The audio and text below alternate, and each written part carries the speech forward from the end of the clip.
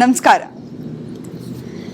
ನೋಡಿ, ಎಷ್ಟೋ ಸತಿ ನಮ್ಗೆ ಅನ್ಸುತ್ತೆ, ನನ್ನವರು ನನಗೋಸ್ಕರ ಯಾರೂ ಇಲ್ಲ, ನನ್ನನ್ನು ಯಾರೂ ಪ್ರೀತಿಸೋರಿಲ್ಲ.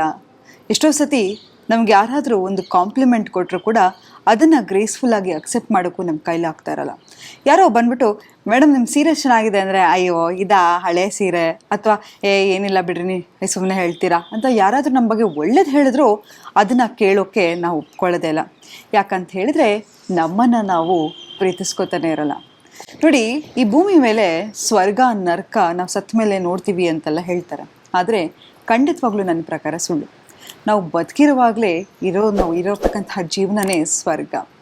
ನಾವು ಹೇಗೆ ನಮ್ಮ ಮನಸ್ಸನ್ನು ನಾವು ತಿದ್ಕೊಂಡು ನಮ್ಮ ಸಕಾರಾತ್ಮಕ ಆಲೋಚನೆಯಲ್ಲಿರ್ತೀವೋ ನಮ್ಮ ಜೀವನ ಸ್ವರ್ಗ ಥರ ಇರುತ್ತೆ. ಈಗ ಇಲ್ಲೇ ನೋಡಿ, ಪ್ರಕೃತಿಯಲ್ಲಿ ಒಂದು ಗಿಡ ಇರೋ ರೀತಿ ಇನ್ನೊಂದು ಗಿಡ ಇಲ್ಲ, ಒಂದು ಮರ ರೀತಿ ಇನ್ನೊಂದು ಮರ ಇಲ್ಲ, ಒಂದು ಹಕ್ಕಿ ಇರೋ ರೀತಿ ಇನ್ನೊಂದು ಹಕ್ಕಿ ಇಲ್ಲ. ಎಲ್ಲನೂ ದೇವರು ನಮಗೆ ಕೊಟ್ಟಿರೋದು ಸುಖವಾಗಿ ನೆಮ್ಮದಿಯಾಗಿರೋದಕ್ಕೆ. ಆದರೆ ನಾವೇನು ಮಾಡ್ತೀವಿ, ಏನು ಇಲ್ವೋ ಅದನ್ನು ಹುಡ್ಕೊಂಡು ಹೋಗ್ತೀವಿ ಹೊರತು ಏನಿದೆಯೋ ಅದನ್ನು ನಾವು ಚೆರಿಷ್ ಮಾಡಲ್ಲ. ಎಷ್ಟೋ ಸತಿ ನೋಡಿ, ನಾವು ಅನ್ಕೋತೀವಿ ಯಾರೂ ನನಗೆ ಪ್ರೀತಿ ಕೊಡ್ತಾ ಇಲ್ಲ, ನನ್ನನ್ನು ಪ್ರೀತಿಸ್ಕೊತಾ ಇಲ್ಲ ಅಂತ. ನಾನು ನಿಮಗೆ ಒಂದು ಸಿಂಪಲ್ ಪ್ರಶ್ನೆ ಕೇಳ್ತೀನಿ. ನಿಮ್ಮ ಜೀವನದಲ್ಲಿ ಇರ್ತಕ್ಕಂತಹ 3 ಇಂಪಾರ್ಟೆಂಟ್ ವ್ಯಕ್ತಿ ಯಾರು?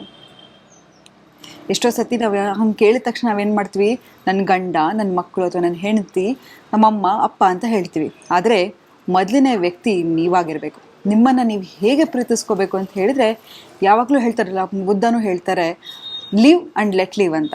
ಅಂದರೆ ಮೊದಲು ನೀವು ಬದುಕಬೇಕು. ನೀವು ಬದುಕಿದ್ರೇ ಬೇರೆಯವ್ರ ಜೊತೆ ಚೆನ್ನಾಗಿರೋಕ್ಕೆ ಸಾಧ್ಯ ಅಲ್ವಾ? ನಿಮ್ಮಲ್ಲಿರ್ತಕ್ಕಂಥ ಕನೆಕ್ಷನ್ ನೋಡಿ, ಒಂದು ಸಣ್ಣ ಮಗುವಿಗೆ ನೀವು ಕೆಟ್ಟದಾಗೆ ಬೈತಾ ಇದ್ದರೆ ಅಥವಾ ಕಾಟ ಕೊಡ್ತಾ ಇದ್ದರೆ, ನಿಮ್ಮ ಬಗ್ಗೆ ಯಾವಾಗಲೂ ನೆಗೆಟಿವ್ ಯೋಚನೆ ಮಾಡ್ತಾಯಿದ್ರೆ, ಆ ಮಗುಗೂ ಕೂಡ ನಿಮ್ಮಿಂದ ದೂರ ಓಡೋಗಬೇಕು ಅನಿಸ್ತಾ ಇರುತ್ತೆ.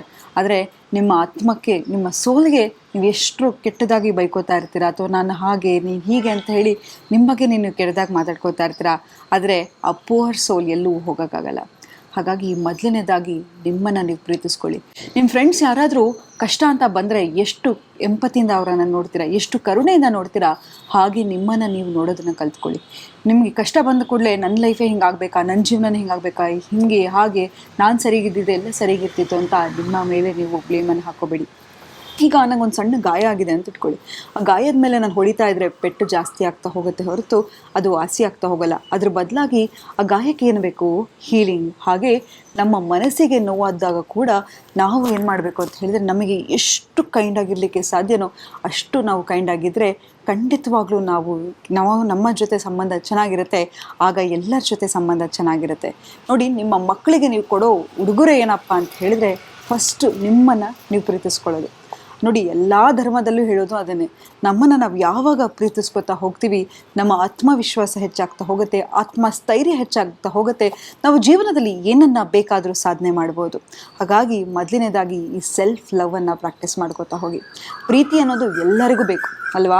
ನಮಗೆ ಹಣ ಇರ್ಬೋದು, ಆಸ್ತಿ ಇರ್ಬೋದು, ಅಧಿಕಾರ ಇರ್ಬೋದು, ಆದರೆ ಸುತ್ತಮುತ್ತ ನಮ್ಮನ್ನು ಪ್ರೀತಿಸೋರೇ ಇಲ್ಲ ಅಂತ ಹೇಳಿದರೆ, ನೋಡಿ, ನಮ್ಮ ಹಣ ನೋಡಿ ಬರ್ತಾರೆ ಅಥವಾ ನಮ್ಮ ಅಧಿಕಾರ ನೋಡಿ ಬರ್ತಾರೆ, ಆದರೆ ನಮ್ಮನ್ನು ನೋಡಿ ಬರೋರೇ ನಿಜವಾದ ಪ್ರೀತಿ ಅಲ್ವಾ? ಹಾಗಾಗಿ ಮೊದಲನೇದಾಗಿ ನಮ್ಮನ್ನು ಪ್ರೀತಿಸೋರು ನಮ್ಮ ಹತ್ರ ಇರಬೇಕು ಅಂದರೆ ಏನಪ್ಪ ಮಾಡಬೇಕು ಅಂತ ಹೇಳಿದ್ರೆ, ನಿಮ್ಮನ್ನು ನೀವು ನೋಡ್ಕೊಳ್ಳಿ. ನೀವು ಯಾವಾಗ ಖುಷಿಯಾಗಿರ್ತೀರಾ, ನಿಮ್ಮ ಸಂಗಾತಿ ಜೊತೆಗೂ ಖುಷಿಯಾಗಿರ್ತೀರಾ, ನಿಮ್ಮ ಮಕ್ಕಳ ಜೊತೆಗೂ ಖುಷಿಯಾಗಿರ್ತೀರಾ, ನಿಮ್ಮ ಫ್ರೆಂಡ್ಸ್ ಜೊತೆನೂ ಖುಷಿಯಾಗಿರ್ತೀರಾ.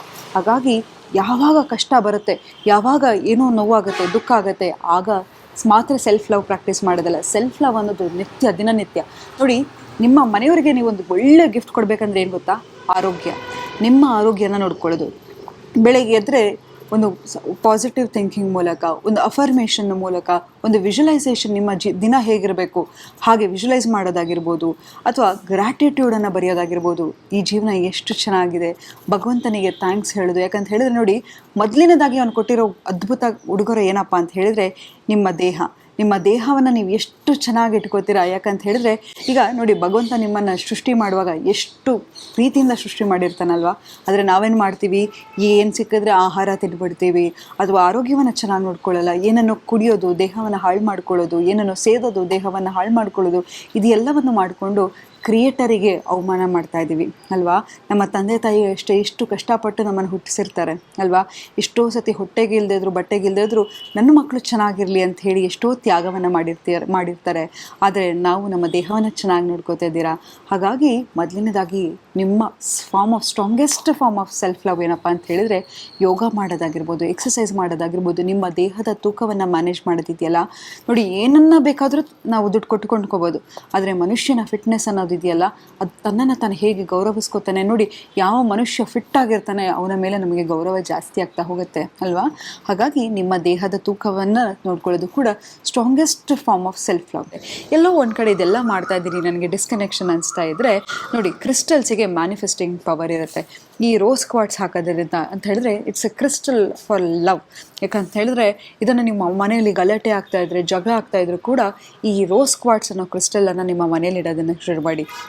ಅಥವಾ ಗಂಡ ಹೆಂಡತಿ ಮಧ್ಯೆ ಸಂಬಂಧ ಸುಮ್ಮನೆ ಗಲಾಟೆ ಆಗ್ತಾ ಇದೆ, ಅಥವಾ ಏನೋ ಒಂದು ಮನಸ್ತಾಪ ಆಗ್ತಾಯಿದೆ, ನೋವು ಆಗ್ತಾಯಿದೆ, ದುಃಖ ಆಗ್ತಾಯಿದೆ, ನಮ್ಮಿಬ್ಬರ ಮಧ್ಯೆ ಅನ್ಯೋನ್ಯತೆ ಇಲ್ಲ, ಕಮ್ಮಿ ಆಗ್ತಾ ಇದೆ ಅಂತ ಹೇಳಿದ್ರೆ ಈ ಮ್ಯಾಂಡರಿನ್ ಡಕ್ಸ್ ಅಂತ ಸಿಗುತ್ತೆ. ಅಂದರೆ ರೋಸ್ ಕ್ವಾರ್ಟ್ಸ್ದೇ ಆಗಿರಬೇಕು, ಮ್ಯಾಂಡರಿನ್ ಡಕ್ಸ್ ಅಂತ ಸಿಗುತ್ತೆ. ಅದ್ರ ಕೆಳಗಡೆ ಅಫರ್ಮೇಷನ್ಸನ್ನು ಒಂದು ಚೀಟಿಯಲ್ಲಿ ಬರೆದಿಡಿ. ಅಫರ್ಮೇಷನ್ ಅಂತ ಹೇಳಿದರೆ ಕಳೆದ ಸಂಚಿಕೆಯಲ್ಲಿ ನಾನು ಹೇಳಿದೆ ಏನು ಅಫರ್ಮೇಷನ್ ಅಂತ. ಎಲ್ಲವನ್ನು ಪ್ರೆಸೆಂಟ್ ಟೆನ್ಸಲ್ಲಿ ಬರೀರಿ. I have a loving partner. ನಾನು ಮತ್ತು ನನ್ನ ಸಂಗಾತಿ ಮಧ್ಯೆ ಅದ್ಭುತವಾದ ಸಂಬಂಧ ಇದೆ.